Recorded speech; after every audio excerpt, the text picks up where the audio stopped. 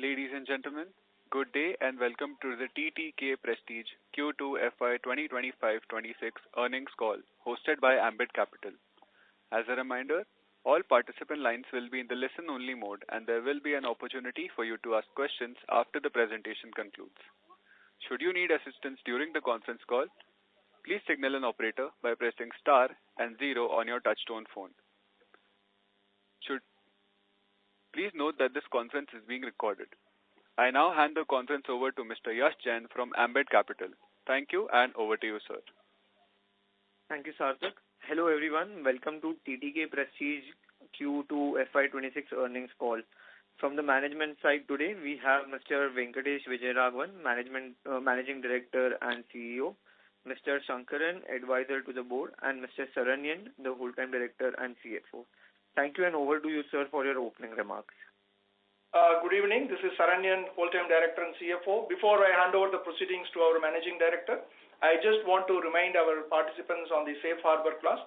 The discussion today may contain certain statements which are futuristic in nature.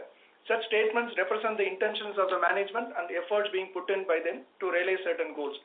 The success in realizing these goals depends on various factors, both internal and external. Therefore, the investors are requested to make their own independent judgments by considering all relevant factors before taking any investment decision. Thank you. Over to you, Venkatesh. Okay, hi, good afternoon. This is Venkatesh. Let me start with the external environment, probably a view on the overall economy, and then probably get on to specifics around the business for the quarter. Like we've all seen, I think the overall economy seems to be on a robust direction, backed up by sort of statistical numbers coming in from varied quarters, a good projected GDP growth from an overall economy perspective. This is backed by a lot more vibrant demand that we're seeing on the ground, followed with a lot of policy changes, including the recent GST-related changes that have happened, which seem to be positive to the overall consumption scenario per se. So overall, the external environment in the domestic market seems to be sort of on a positive track, enabling therefore the right set of business levers for most of the business and categories across the country. The turbulence around the outside of India scenario continues to be there, with a little bit of uncertainty around tariffs and also a little bit of impact because of some of the war scenarios across some of the geographies. So the domestic market seems to be on a robust growth path in our view, while there have been a little bit of turbulence in terms of the external environments, which we do believe at some point of time should stabilize. With regards to the environment impacting cost, there have been continued pressures on raw material. We see that there is a sustained pressure on the raw material pricing, very specific to our category as well. So that's an overview that I would say from an overall perspective, a robust demand scenario being projected across most key categories. We do believe that it's in a good phase of growth and that can be capitalized upon as we move forward. Specific to our company and our categories, I think the quarter has been a very good quarter. Overall, we've done around 11% top line growth, followed by a robust operating EBITDA growth as well. This has been, the last few quarters have been a journey of a transition, as we know, in terms of management, in terms of some of our on-the-ground strategies that we have deployed. We're quite happy to see the starting of this fructifying a little bit, and we're quite confident as we move forward, things will move in the right direction. From a quarter perspective, the demand has been robust across categories, across channels, and that sort of has helped us leverage the growth forward. We've seen a significant growth in the appliances, along with kitchenware as well. Some of our earlier drags that we had in terms of our MFI channels still continue to be a challenge, and I think that's one thing that probably sort of is still to be seen. While we do see that most of the other channels have started bouncing back again, including general trade, e-commerce, we also see a little bit of a growth coming back on the CSD channels as well, as we mentioned in our reports as well. The pressure on pricing continues to be there. The category sees a lot more intensive action across competition, particularly in the mass end, while the premium end is sort of consolidating and seeing a lot of good growth happening in the premium end as well. Exports continues to be subdued, driven by a lot of challenges around the global scenario, like I mentioned before. In our view, exports would be a subdued scenario till the global scenario sort of gets altered, and then probably we could see some shoot-offs coming in from there. From an overall quarter perspective, we believe that it's been a good quarter, driven by a robust top-line growth backed by demand and also go-to-market corrective actions that we've taken in the last few quarters. We've also initiated a lot of strategic initiatives which have helped us helped us sort of optimize the costs as well, and that's a parallel track that we've been running. Overall, it is a good quarter, and we're quite happy about that, and the market demand seems to give us the positive vibes that we should be able to continue in a positive direction as we move forward. I take questions from here on.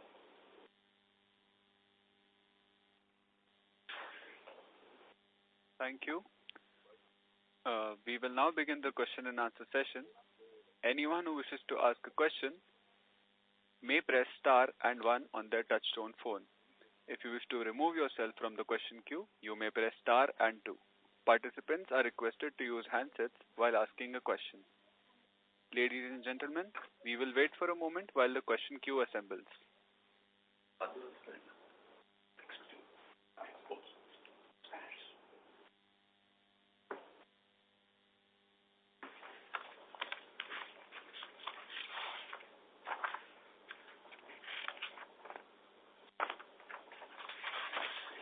The first question is from the line of Anirudh Joshi from ICICI.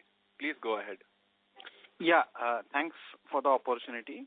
Sir, really great set of numbers this quarter. So just wanted to understand, is this was there any one-off in terms of the margins or any growth, like some of the channel had seen some inventory build-up or like that? Or do you see now there is a structural change in terms of the way the growth rates are looking at for the company? Because we have seen growth across all the three segments. So in a way, it's a encouraging result. So is it a sustainable numbers, or how should we look at the numbers now? Well, I don't want to make a very futuristic statement on that. I think I would definitely say that there are no one-times here, both in terms of any financial numbers or in terms of margins. There are no one-timers. I think it's a sustained effort, and it's driven by both seasonality and, like I said, a lot of strategic initiative changes that we have brought in. I wouldn't want to put a number to it, but we would definitely be in the positive direction of growth. Okay. So, and any, in a way, means any new product that is driving the growth, or any particular region that is driving the growth, east, west, north, south, or rural, urban? If you can share any breakup on that. So the way the construct, I'm sorry, you were asking a question, sorry. No, sir, please go ahead.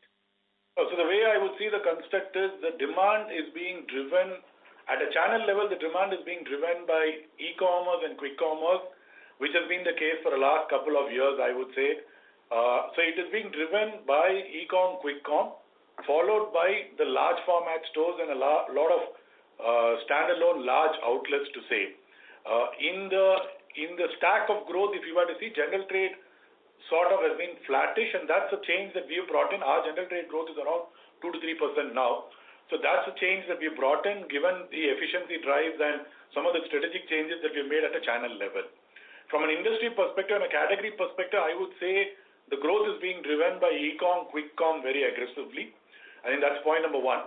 And in terms of categories, across categories, we're seeing this growth, or we're seeing the demand rejuvenation across categories. I would call out probably small domestic appliances as one category where there's been a robust growth. It could be in terms of air fryers, it could be in terms of kettles. A lot of small domestic appliances we are seeing as a portfolio growth, a very strong growth, which is under our appliances category today. So categories also, we've seen a sort of a uniform growth happening across the segments. We do see that a lot more thrust or movement happening towards higher price points as well. So I think from a trend perspective, I would say premiumization backed with a value growth aggressive channel push that's happening through e-commerce and quick commerce as well. And the third, I would say, is call out one category. If not, that's a small domestic appliances category, which seems to have a disproportionate growth. I would also say that over the last few quarters, we've also sort of ramped up our portfolios in terms of cookware as well as in terms of appliances, and that portfolio addition is also helping us grow. So I think that's the overall growth story that I would say. Geographically, we don't see too much of difference. We see the entire country sort of growing. There might be a little east, probably slightly slower growth, but the growth is actually uniform across the country. We're not seeing very visible differences across the country. Sure, sir. So this is very, very helpful. Just last question. Should we consider that we would have gained market shares across the key segments or products, or we would have largely grown with the market? I would probably wait for the numbers to come, and probably next time I could talk to you with some firm numbers on that. But I would suffice to say that in the last few quarters we have gained market share. This quarter specifically, I wouldn't be able to answer that question, but directionally we have been gaining market shares in our core categories. Oh, sure, sir. This is very helpful, and many thanks. Thank you. Thank you. Our next question is from the line of Sameer Gupta from India Infoline. Please go ahead. Hi, good evening, sir. Congratulations on a good set of numbers, and thanks for taking my question. Firstly, sir, I see you mentioned the term seasonality in the Anirudh's question. So just wanted to understand, there is an early festive this year, and typically in categories where we operate, there is a initial sell-in to the channel. So that could have led to some positive impact. Just if you could quantify, if you have the numbers, as to what kind of impact that would have had positive, so that it's easier to model for us. No, I think it would be difficult to estimate from that perspective, but I would just put in a certain number to you that there has been a period when there's been a little bit of change because of the GST change that happened. There's been a period of lower sales that happened. So I would say that this number captures the seasonality as well. Got it. You're saying the disruption due to the GST change? Yeah, there was a significant disruption. Yes. There is a significant disruption in this month. Got it, sir. That's fair. So that comes to the second question then. So if you could just quantify the proportion of sales which have benefited due to the GST rate reduction in our company. Is it largely the cookware division, which is 17% of sales? And is the reduction blindly just 12 to 5%, or are there categories where there have been a larger reduction as well? See, this GST reduction is primarily in the kitchenware, which includes both cooker and the cookware. The reduction is across the similar percentage. It used to be at around 12% for the cooker and cookware. It has now brought down to 5%. So that would mean that overall it's around a 50% of your portfolio which would have really benefited out of this. That's right. Yeah, close to 50% of. Yeah, that's correct. Got it, sir. One more question, if I could squeeze in. Yes, please go ahead. So we have seen a gross margin expansion now for the last 4 quarters, around average of 120 basis points. This is the reported number, the sales minus the COGS line, which I am looking at. Now, given that this is the 4th consecutive quarter, do you see this anniversarizing from next quarter onwards, or there are some structural tailwinds to GM expansion which may continue in future, let's say mix or some structural things that you have changed on the ground? Your thoughts on this, sir? So 2 things. One, I think a good observation that the gross margin is moving up for us. There have been some changes that we have been able to do on our portfolio, and like I said, we've been filling our portfolio with some products that we did not have in the past, which are reasonably good margin products. Having said that, I think there are a little bit of challenges in that as the cost of input keeps rising, and we do expect the second half of the year to be impacted by the cost increase that would happen from the input metal prices. So that would sort of put pressure on the margins as we move forward. But you would offset that by some price increases, as you have done in the past. Directionally, we always done it, but I think that's a call that we take based on the market scenario. Over the past, we have done that, so that should we should be looking at that as we look at the market, we'll take that call. There could be some lag between... And there will definitely be a lag between the cost impact and the price impact. Yep, got it, sir. That's all from me. Thanks, and again, congratulations on a good set of numbers.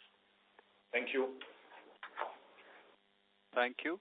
Our next question is from the line of Naitik Mutha from NV Alpha Fund. Please go ahead.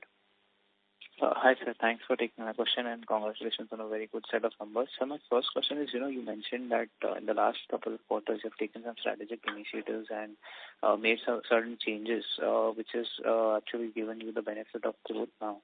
So can you highlight or mention a couple of them so that we can better appreciate the effect of these changes over the coming quarters? So we've had two tracks that we've looked at. We've looked at our cost base and we've also looked at our channel efficiencies as well. From a go-to-market perspective, we've implemented a couple of initiatives that have direct bearing on the way our efficiencies in general trade work. We've also enhanced our focus on large format stores and e-commerce, quick commerce channels as well. These are two big levers that I would say, and we've also been able to sort of start ramping up our own retail stores. These are three big things that I would say, or call-outs that I would say that we're working on consistently. The company's always worked on these, and I think we're just accelerating this process right now.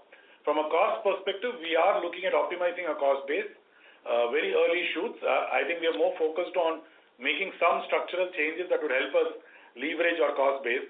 That I do believe that over the next few quarters, it would start to see fruition as well. So that's probably the structure. The third one that's helping us is the Judge brand. Judge brand continues to grow at 50%. So that is one lever that seems to be working for us. Got it, sir. So my second question is if you could give us our channel split, for the quarter, that would be helpful. See, the channel split will be between large format and e-commerce will be around 32%. Then the general trade will be close to around 40%. Our retail, exclusive retail will have around 15%. The rest comes from CSD and the other institution sales. Right. And so when you mention LFS, is it different from GT or it should be a part of GT? How is it different from GT? It is, large format stores for us is part of the modern trade format. MT. Okay, got it, sir. Got it. It's part of it. Got it.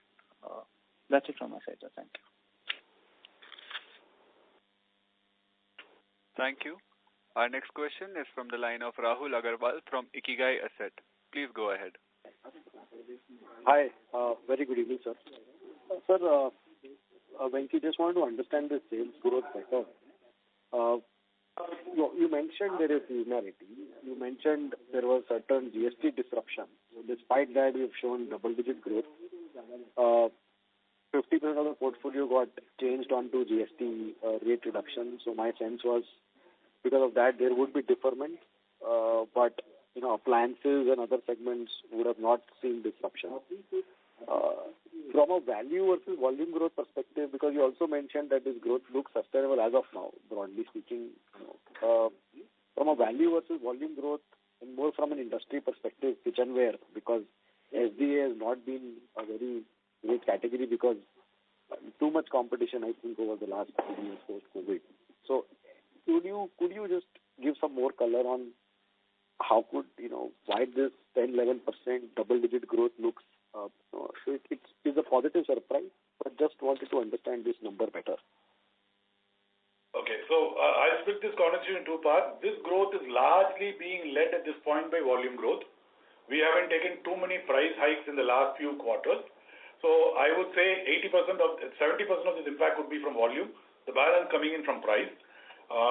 Second, like you said, the disruption has been there because of billing related issues and other stuff, which possibly would sort of get, which is what neutralized the seasonal benefit that we should have sort of got fully.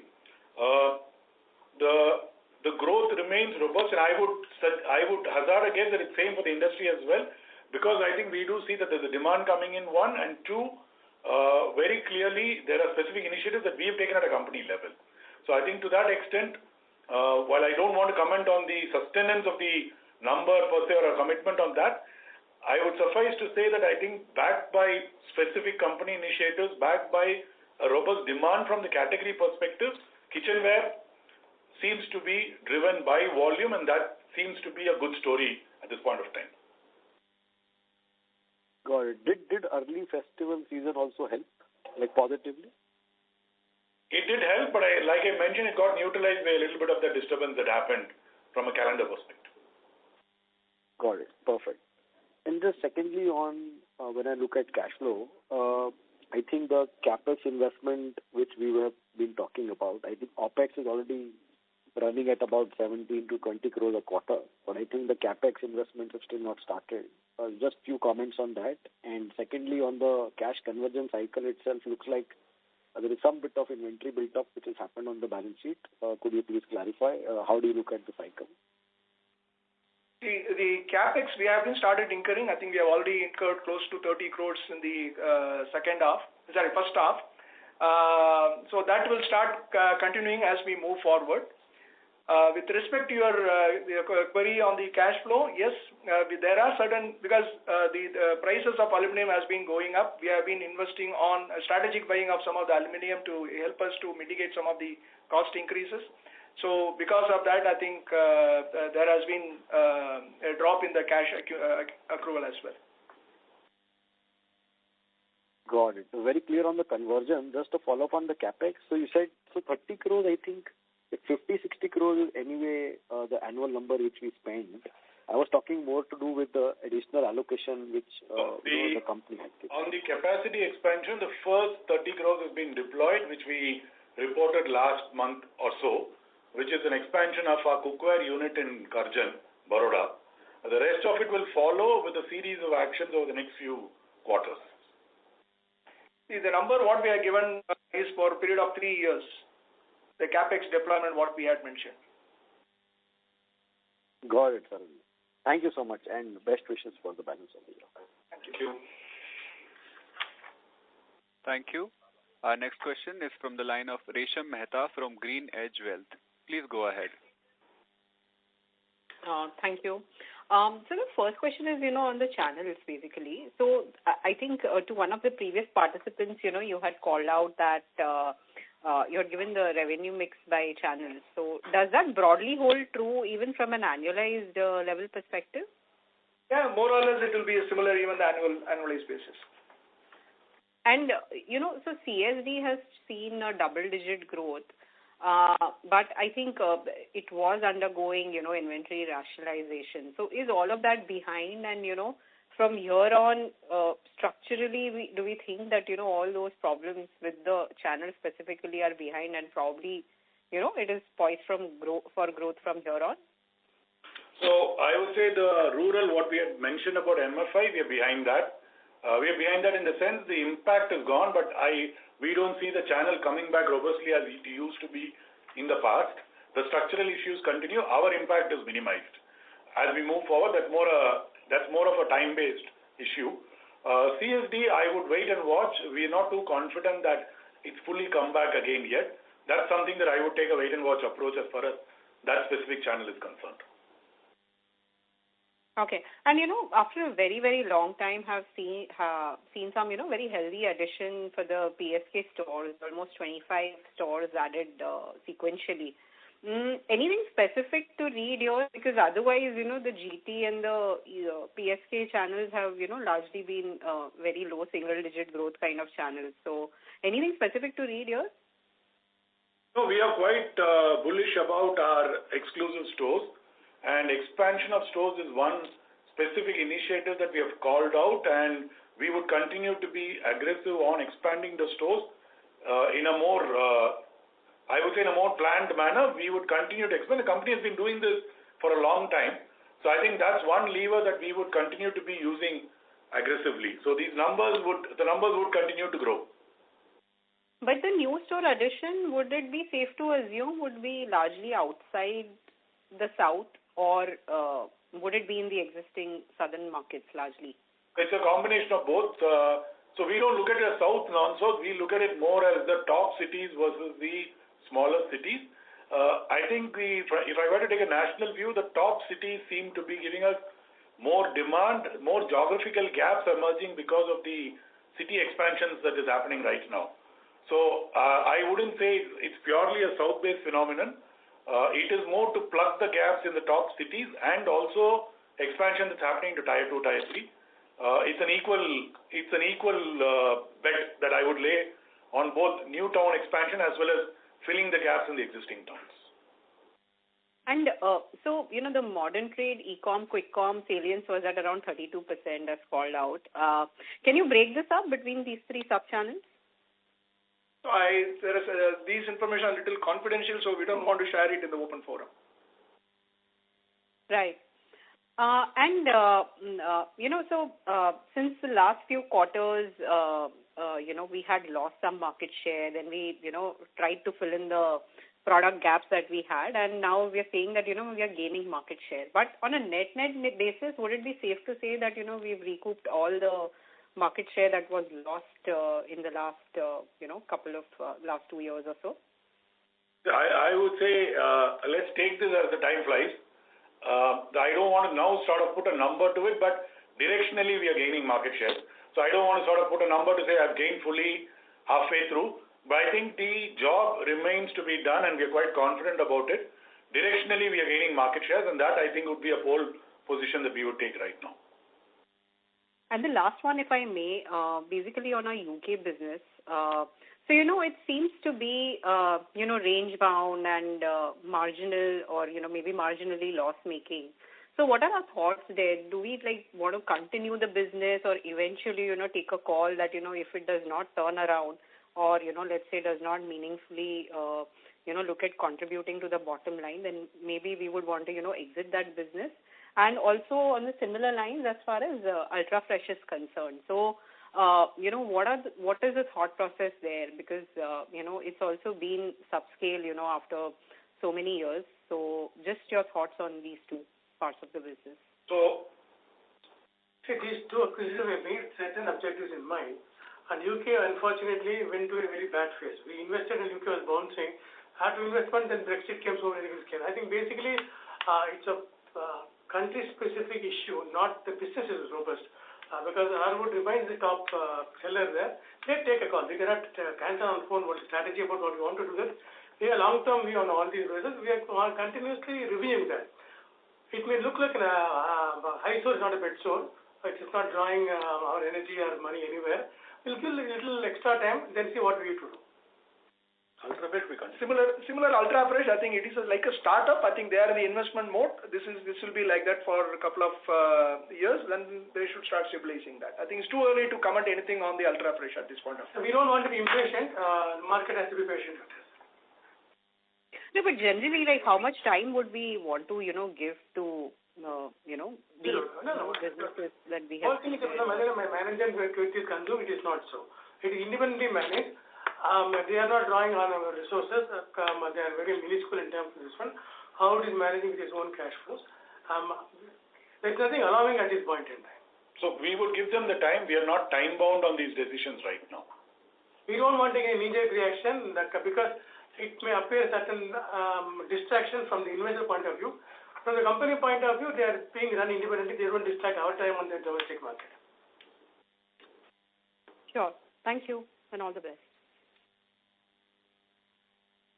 Thank you. Our next question is from the line of Madhav from SKP Securities. Please go ahead. Yeah, hi. Thanks for the opportunity. So, sorry if I missed this. What is your top line guidance for the second half? Firstly, and secondly, I wanted to know that in your overall revenue, how much is the contribution from this white label sales?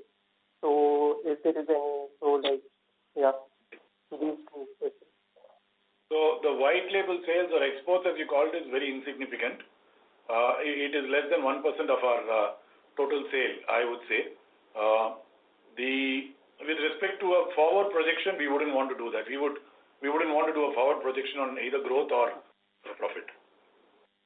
But sir, just directionally, is it going to be higher than the first half, or if you can just directionally, if you can give a picture based on what you are seeing currently, based on the October sales and all. See, we have seen growth in the last 2 quarters. We will continue to see growth, and we don't want to quantify anything in our guidance at this point in time. Okay.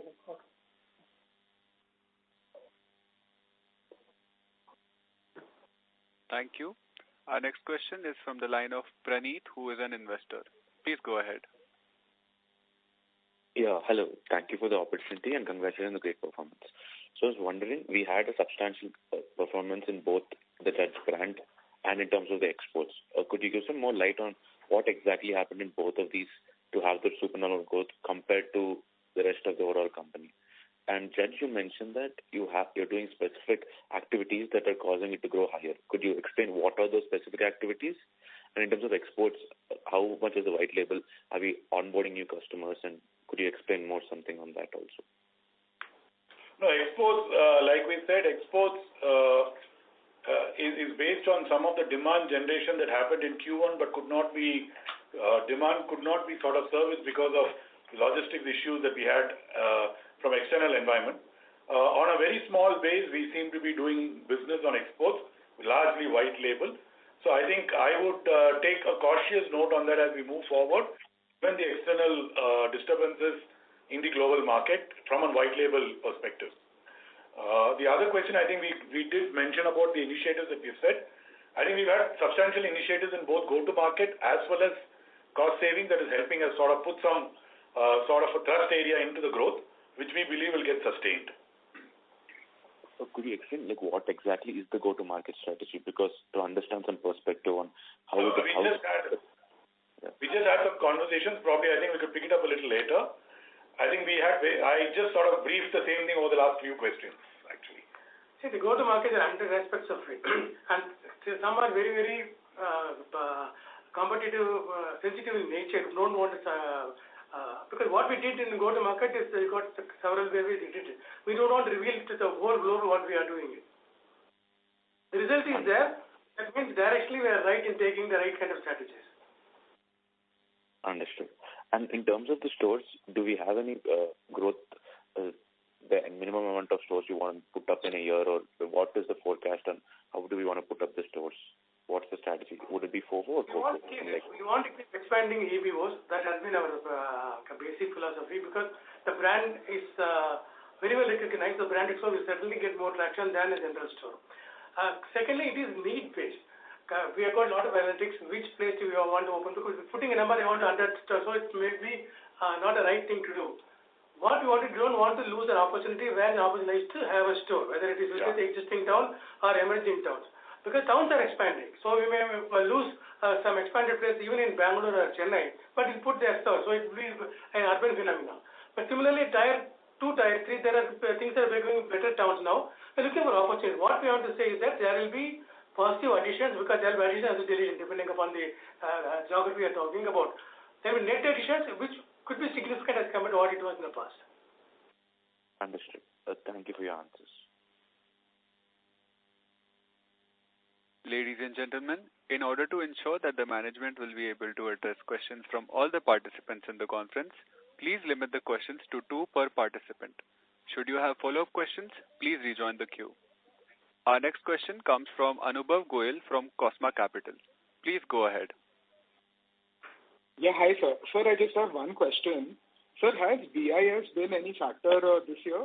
Like, has it impacted the supply chain for other smaller players? Because I read that the implementation got pushed to next year. No, so BIS has been aggressive. The standards of BIS has been aggressive over years in terms of both in terms of finished goods as well as in terms of some of the source goods as well, source components as well. I think directionally, most categories in the appliances in which we work are coming under the purview of BIS, and therefore there's a little bit of stranglehold in terms of imports that's happening. We do, and in the past, we've taken a very conscious call that most of our appliance business, we do it domestically. Our production is more domestic-oriented than import-oriented. We are safeguarded in that respect, and we do believe that's the right direction from a country perspective. There is a little bit of pressure, therefore, for the industry, we are a relatively better place in that position right now. Okay, got it, sir. And sir, just wanted your thoughts on the vendor ecosystem in India currently for our range of products. So do you see it, aggressively developing to sort of replace imports from China? No, the vendor ecosystem, so kitchenware, I think we're fully equipped. In terms of appliances, we have a long way to go as far as the vendor ecosystem is concerned. The scale of China will not be replicated in India overnight. That's going to take some time. Having said that, I think there is a lot of effort that is now being put in to make sure that the scale-up starts happening now. BIS is one enabler to that. There are other areas around incentive schemes that are coming up. So we are seeing offshoots of appliance ecosystem developing in India. To completely replicate that to the scale of what China is doing today will take time. And sir, last question, if you can share any color on how October has been? No, the demand has been consistent. We're not seeing sort of demand reduction, or it's not sort of a one-off like I said. There has been a consistent demand generation in the market as well. Across different channels would have different dynamics in terms of inventory pile-up, but if I were to look at from a demand perspective, there is consistency of demand that is now coming in across the months now. All right, sir, got it. Thank you so much. Thank you. Our next question comes from the line of Natasha Jain from Phillip Capital. Please go ahead. Thank you for the opportunity, sir. I have just one question. First of all, congratulations on a good set of numbers. Now, I want to understand, you mentioned in your opening remarks that you've done well, mainly because 50% of your portfolio is aligned to the GST rate cut. But if we see, hardly 7 to 10 days were there in a month wherein this could have been improvised. And then we must have even lost sales in that 5-week period prior to this implementation happening. Second, you said that a lot of sales did come through from e-com as well. Now, what I understand is e-com is again a low-margin business. So I'm trying to understand where exactly did we do a lot of cost savings which led to such a sharp improvement in our EBITDA, or for that matter, even gross margin. No, I think, I wouldn't want you to take an isolated look at the quarter. And I don't want to sort of look at specific numbers to put it either in terms of a band or in terms of commitment. I would say two things directionally. One, over the last few quarters, there have been a lot of portfolio addition that we have done in specific set of kitchenware products which lead to high margins. I think that's one. There's been conscious portfolio adjustments that we have done in terms of our top line contribution as well. So the gross margins would be a combination of product mix, a combination of specific high margin products that have got accelerated with portfolio correction. So that I think is on the, as we said, of course we are conscious about the fact that e-com continues to grow and it is a low margin business, but we balance the channel in such a way that we don't negatively get impacted by the channel. So overall, I would say that's the way we're looking at it. With respect to specific observation on GST, for a period of a week, we had the disruption from a billing perspective, but that sort of then gets equalized over a period of time. So I think that's the way I would put the margin story. So margin story is a combination of portfolio management in particular. Got it. So now that clearly explains the gross margin bit. So now coming to EBITDA, we also must have paid some consultant fee, and even after that, the EBITDA margin improvement is very sharp. So any other thing in the P&L line item that probably we're missing? See, basically when you see a double-digit growth on the top line, obviously your EBITDA margin will improve. So one, gross margin is helping us. The additional sales is also helping us to improve the EBITDA. Yeah, basically, it's a productivity improvement. When you say productivity, it is productivity per person, productivity per utilization of capacity, productivity in terms of money put in. It's a combination, very difficult to cull them out. Only thing is our ability to see where cost can be saved, that is being saved. Second, as the MD put it, it's a question of mix of the products. The more we go towards value-added products, our margins will improve. It will once again depends upon how the demand also is going forward. Ultimately, that balance everything. I cannot always selling only high margin products when there's a demand for low margin products also. Basically, you have to look at the robustness and then measure our performance against the capital employed. Got it, sir. And sir, now can we expect margins to be in the 11 to 13% range from this year onwards? Is that a fair statement to make? Again, I don't want to go for a number perspective, but directionally, we would still continue to invest on some of our capability building in terms of brand building, specific category focuses. So we do believe that we would have soft investments that will continue to happen as we have committed in our 5-year plan. Those investments will continue to happen. Parallelly, cost savings would flow in. So I think it's a combination of the two that would happen.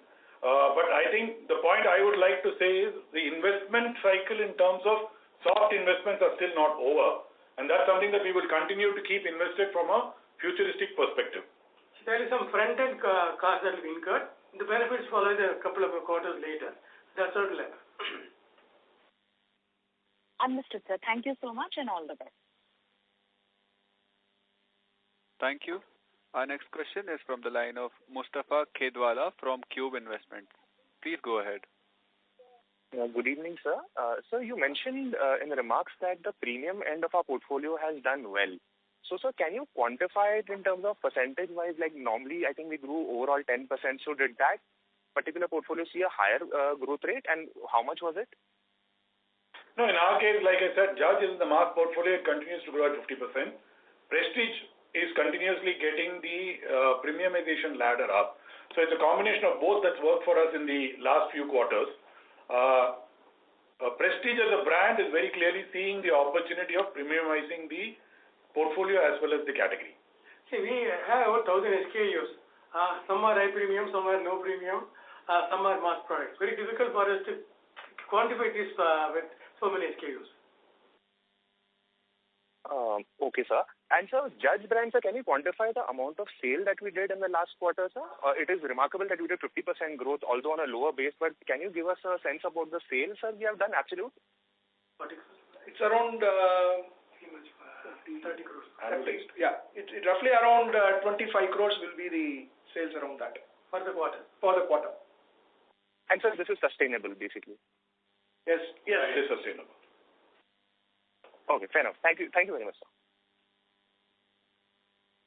Thank you. Our next question is from the line of Keshav Lahoti from HDFC Securities. Please go ahead. Hi, thank you for the opportunity. So congratulations to the great set of numbers. As I understand, we are back to double-digit growth as well as margin, and there is no one-off in this quarter. And the soft operational expense, what we are doing, its benefit is yet to play out. So it's fair to assume now going forward, at least our growth and margin would be double-digit, and once the soft operational expense is entirely over, we'll be back to mid-teens kind of a growth and margin. I think again, I don't want to commit a number. I would like to emphasize that I think the focus for us is on premiumizing the portfolio, sort of investing in from a future perspective in a couple of categories, also being able to consistently deliver a double-digit top-line growth because the productivity of OPEX goes up as the top line hits the 10% area, right? Are we very focused on a mid-teen profitability? That's not the prime pivot area that we're looking at. We're looking at premiumization of portfolio as the key strategy right now. Understood. Last question from my side. One is on, whether the gross margin would be hit in upcoming quarter because of rising aluminium prices. And secondly, what sort of expense you have done so far in last 3 quarters on soft operational expense, where kind of improvement you are bringing, and when its result will start to play out? Yeah, on the gross margin, yes, as we had already mentioned in our gist as well, I think there will have an impact in the margins in the Q3. So we have to wait and watch how we are able to manage that. With respect to the cost savings, yes, we are looking at across all the functions, across all the areas in the operations, right from manufacturing, logistics, etc. So this is where we are working on to look for cost reductions. Got it. Thank you. Thank you. Our next question comes from the line of Nikhil from SIMPL. Please go ahead. Hi, good evening, and congratulations on good set of numbers. Just one clarification. During the call, you mentioned that the GT channel was going strong, but for us, because of our specific activities, it's not grown. Can you share some more light? And is the GST rate impact more on the GT channel versus the e-com and MT channel? No, I think I just want to clarify. We have done reasonably well compared to the past quarters on general trade, backed by a few set of specific initiatives and efficiency drives that we have done in the general trade segment, right? In terms of the GST implementation, general trade has gone through a little bit of a blip, which is very specific to the period of disruption that happened. At an overall level, the industry is still continuing to face pressures on general trade because of quick commerce related challenges that the industry is facing. We have sort of been able to overcome that with specific change initiatives that we brought in the channel. So the overall general trade would be a slow growth channel. E-commerce and quick commerce continue to be hyper growth channels. Okay, and secondly, if we look at our growth, it's broad-based across all categories. You mentioned in the appliances there were multiple new products which have seen a better growth. Can you share some sense on how is this different between? So is it largely driven on the e-com and MT in the newer products where the growth is taking place? No, so the channel growth has been uniform in the sense that, like I said, e-commerce and quick commerce have been high growth channels, followed by regional format stores, followed by general trade. It applies the same for appliances also. Okay, fine. Sure, thanks a lot. The small domestic appliance category grows much faster in e-commerce. Okay, fine. Sure, thanks. Thank you. Our next question comes from the line of Praneeth, who is an investor. Please go ahead. Thank you for giving the chance again. So I was just wondering about the MFI channel. I understand that our exposure has been minimized and there not been a further issue. The thing is, could you explain how is this particular channel structured and what happened and what has led to the degrowth and why do you think it might not rebound? See, the MFI is primarily we were operating through the microfinancial institutions where we don't have any setup in the rural. I think we were using their strength in the rural to sell some of our products. But now with the issues that is going around in MFI, they have stopped buying or dealing in these type of products. When you mean microfinance institutions, how do you sell the product? So do they finance? No, they buy the products. They buy the products from us and then they sell it to their customers in the rural market. They are aggregators and then find a way to sell to the various market collecting installment. That has been a pattern. We don't have direct access to the ultimate consumer. They are the intermediaries. The intermediaries had problems on two accounts. One, there was a regulatory issue which they were facing. Second, they are not able to get refinance from the major banks. Third, why they could not take the refinance? There was delinquency in the rural because you look, rural was suffering from sufficient income till last month. So whatever they had lent, they could not collect money. So since they could not collect money, they could not pay their banks. So there was a structural issue with the whole thing. We were dependent on it for quite some time, for about almost 100 crores. 140 crores. 140 crores. Slowly it went down. Therefore, that particular demand is not there. The demand which not dependent upon microfinance institutions, that should have gone into general trade at some point in time. That is back up because that is no more. It was always a base issue for us. That base is no more relevant going forward. If it revives, that will be a bonus for us. Understood. Thank you. As there are no further questions, I would now like to hand the conference over to the management for closing comments. Thank you. I think thank you for an interesting set of questions, and we share the palpable excitement in terms of a good quarter, and hopefully look forward to sustained initiatives and growth as we move forward. Once again, thank you, and for your patient hearing as well. Look forward. Thank you. On behalf of Ambit Capital, that concludes this conference. Thank you for joining us, and you may now disconnect your lines.